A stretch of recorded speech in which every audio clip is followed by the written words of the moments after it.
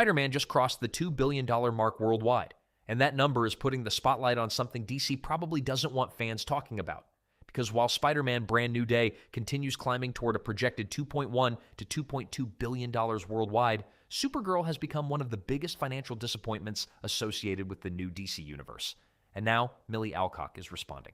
Her argument, Spider-Man's massive success doesn't prove anything about what audiences actually want, and it certainly doesn't prove that superhero fatigue is over. But there's one major problem with that argument. If Spider-Man's success is just a lucky exception, as Millie and James Gunn appear to suggest, then what explains everything that went into making that success happen? Because behind those billions of dollars weren't just luck. There were test screenings, audience feedback, changes to the movie, and a studio willing to listen when viewers weren't satisfied. And that makes the comparison with Supergirl extremely interesting. So today, we're breaking down exactly what Milly Alcock said, why the Spider-Man comparison is creating controversy, and why the difference between these two movies could say much more about the current superhero genre than either side wants to admit. And if you enjoy this kind of Hollywood and DC breakdown, subscribe to The Woke Watch because we've got plenty more coming. Welcome back to The Woke Watch. The conversation around Spider-Man Brand New Day has reached another level after the movie crossed the $2 billion worldwide box office milestone, with projections now suggesting that its final theatrical total could climb even higher, potentially reaching somewhere around $2.1 to $2.2 billion by the time its theatrical run is completely finished. And regardless of where that final number lands, one thing is already obvious. The movie has become an enormous commercial success. But what makes this especially interesting is the contrast between Brand New Day and Supergirl. These two movies are being discussed for completely different reasons.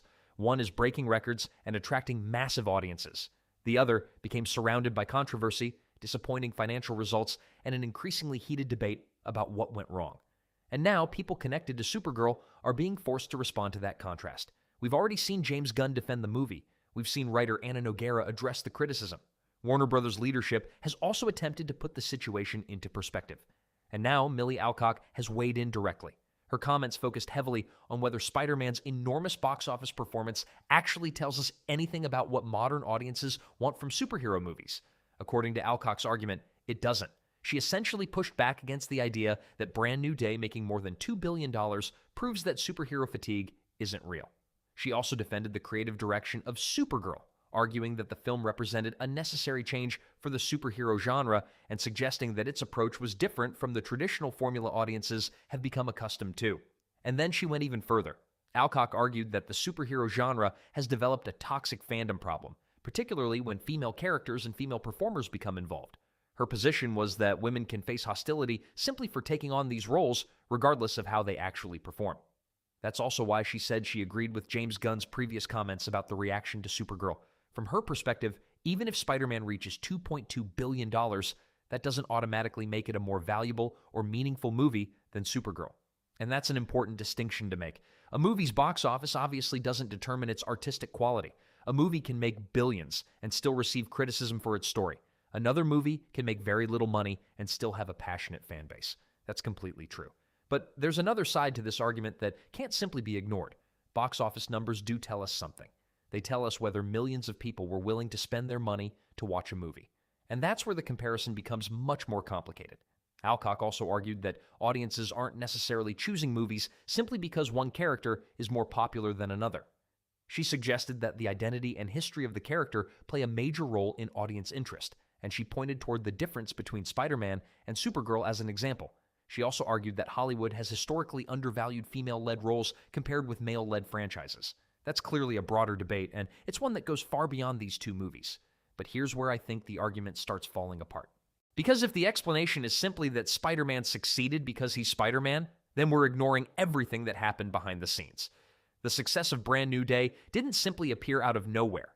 There was reportedly extensive audience testing involved in the development process. Tom Holland has previously discussed how test screenings provided the filmmakers with feedback about different versions and cuts of the movie. When audiences reacted negatively to certain elements, changes were made. Then those changes were tested again, and the process continued. Feedback came in, the filmmakers adjusted the movie, more audiences watched it, more feedback was collected, and the movie continued evolving. That's not luck. That's a creative team paying attention to its audience. And whether you personally like Brand New Day or not, that's a very different approach from simply assuming audiences will accept whatever the studio puts in front of them. That's one of the biggest lessons Hollywood has learned over the years. Fans don't necessarily expect filmmakers to give them exactly what they ask for, but they do expect filmmakers to understand the characters they're watching and to deliver a story that feels like it belongs in that universe. And when something doesn't work, the smartest studios listen. That's why I don't think it's accurate to dismiss a $2 billion plus performance as nothing more than a random fluke. Look at some of the biggest movies in history. Yes, there are certain cultural moments that are incredibly difficult to recreate. Take Titanic, for example. You can't simply manufacture another Titanic and expect identical circumstances to magically appear. But that doesn't mean every massive box office success is just an accident.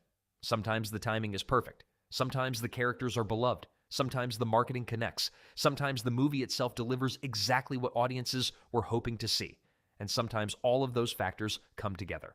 That's what makes the Spider-Man situation so interesting. Because while Millie Alcock believes the success of Brand New Day doesn't necessarily prove what audiences want, critics of Supergirl are looking at the exact same numbers and reaching a completely different conclusion. They aren't simply saying, Spider-Man made more money, therefore Spider-Man is a better movie. They're asking a much more basic question. Why did so many people choose to see one movie while so many others decided to stay home for the other? And that is a question DC Studios can't simply dismiss. Alcock also expressed frustration over the way Supergirl became part of larger political and cultural debates. She argued that the movie's legacy could end up being defined more by social media outrage and mainstream media coverage than by the actual film itself. And there is some truth to the fact that modern entertainment has become deeply connected to online culture. Movies aren't just movies anymore. A major release can become a political argument within hours. One side attacks it. Another side defends it. Influencers jump into the conversation. News outlets cover the controversy. Social media amplifies the loudest reactions. And suddenly, the movie itself almost becomes secondary. That happened with Supergirl. The controversy surrounding the film spread well beyond traditional movie audiences and eventually became a topic discussed across mainstream media as well. For roughly a week or more, depending on how closely you followed the coverage, the movie was constantly appearing in broader cultural conversations. And that certainly wasn't what Warner Brothers wanted. But there's another reason Supergirl generated so much attention. It wasn't simply because people disliked the movie. The reaction became unusual because different groups were criticizing many of the same elements.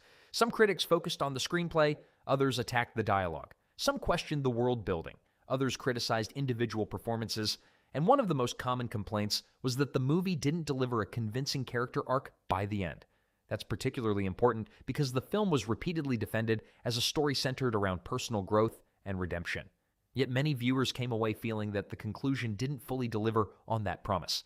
And that's where the debate gets even more complicated. Because if audiences walk away from a movie feeling that the central character hasn't completed the journey the story promised, then that's not something that can simply be explained away as online outrage. That's a storytelling issue.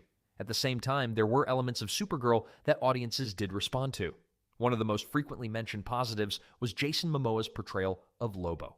For many viewers, Lobo was one of the more entertaining parts of the film and a real highlight. But even that wasn't enough to change the overall conversation around the movie. And that's exactly why the Spider-Man comparison is so interesting.